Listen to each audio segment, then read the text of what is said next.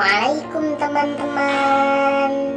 Sekarang kita mau belajar. Sebelum itu, kaifa halukum? Bagaimana kabar kalian? Semoga selalu dalam lindungan Allah Subhanahu wa Ta'ala. Kita harus selalu bersyukur karena Allah telah memberikan kita kesehatan selalu dan masih bisa belajar pada hari ini. Oke, masih semangat ya. Oke, kakak ulang sekali lagi. Selamat datang di pembelajaran jarak jauh. Semoga kalian selalu semangat ya. Ini pelajaran online. Kita hari ini akan belajar tentang syahadat. Marilah kita awali dengan bersama-sama membaca basmalah. Bismillahirrahmanirrahim. Islam merupakan agama yang diridhoi oleh Allah. Karena mengapa? Karena Allah mengatakan innad dina indallahil Islam. Karena agama yang diridhoi Allah adalah Islam. Bersyukurlah karena kita masih memeluk agama Islam dari kita lahir, insya Allah sampai kita ke liang lahat nanti.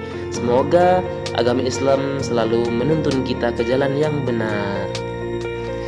Di antara kalian ada yang tahu rukun Islam ada berapa? Nah benar, rukun Islam ada 5. Yang pertama adalah syahadat. Ini yang akan kita bahas. Nah sekarang kita akan mengetahui bagaimana lafaz syahadat tersebut. Apa ya, bagaimana ya lafadznya? Nah ini lafadznya. Lafadznya adalah asyhadu alla ilaha illallah wa asyhadu anna muhammadar rasulullah. Apa sih pengertian syahadat tersebut? Nah, pengertiannya adalah didengarkan ya. Syahadat merupakan asas atau dasar 5 rukun Islam.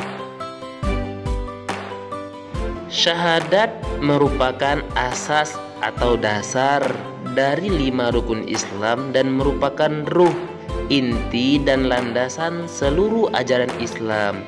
Syahadat berasal dari bahasa Arab, yaitu yang artinya menyaksikan, yaitu sebuah pernyataan kepercayaan dalam keesaan Tuhan dan Nabi Muhammad sebagai Rasulnya.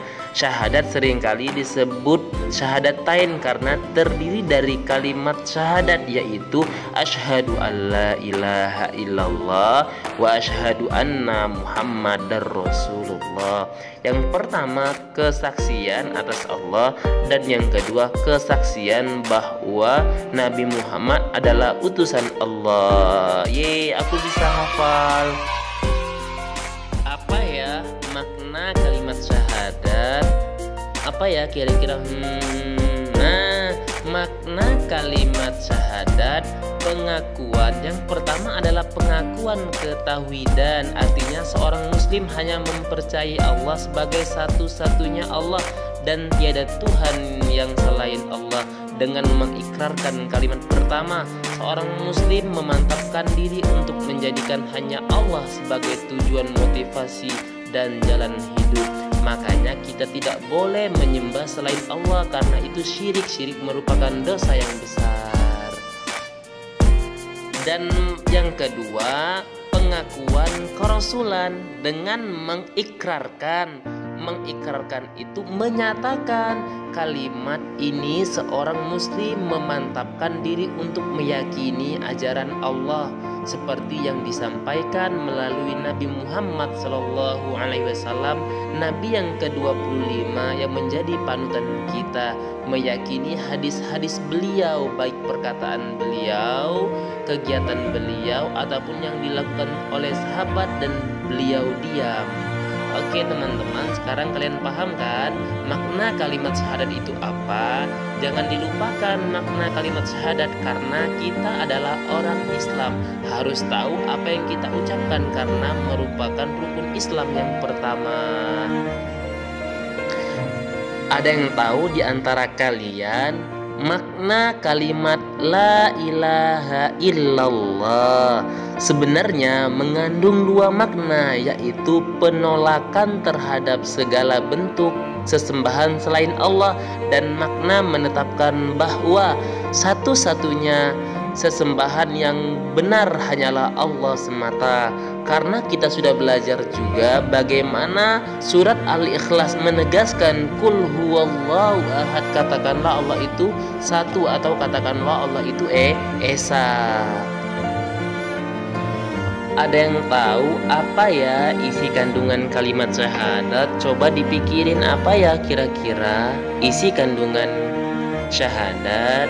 Nah, di sini dijelaskan hanya 3. Yang pertama ikrar, yang kedua adalah sumpah, yang ketiga adalah janji. Ikrar yaitu suatu pernyataan seorang muslim mengenai apa yang diyakininya. Yang kedua adalah sumpah. Seorang yang bersumpah berarti dia bersedia menerima akibat dan resiko apa yang telah dia sumpahkan. Berarti dia bersumpah untuk mengikuti segala peraturan Islam.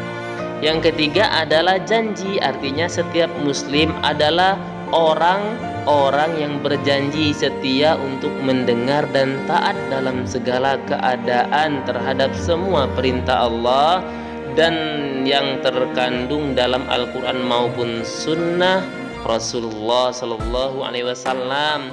Kita harus mentaati apa yang diperintahkan oleh Allah dan menjauhi apa yang dilarang oleh Allah. Maka dari itu sering-seringlah beristighfar untuk memohon ampun kepada Allah. Nah, sekarang tugasnya kalian coba jawab pertanyaan ini. Yang pertama, yang kedua, yang ketiga, yang keempat. Silakan ditulis di buku, kemudian difotokan, kemudian dikirimkan. Semoga berhasil. Oke teman-teman semuanya, semoga kalian dapat manfaat dari melihat video tadi dan menambah wawasan dan pengetahuan. Semoga itu menjadi ilmu, bukan sekedar pengetahuan. Hanya ini yang dapat disampaikan. Syukron, terima kasih. Wassalamualaikum warahmatullahi wabarakatuh.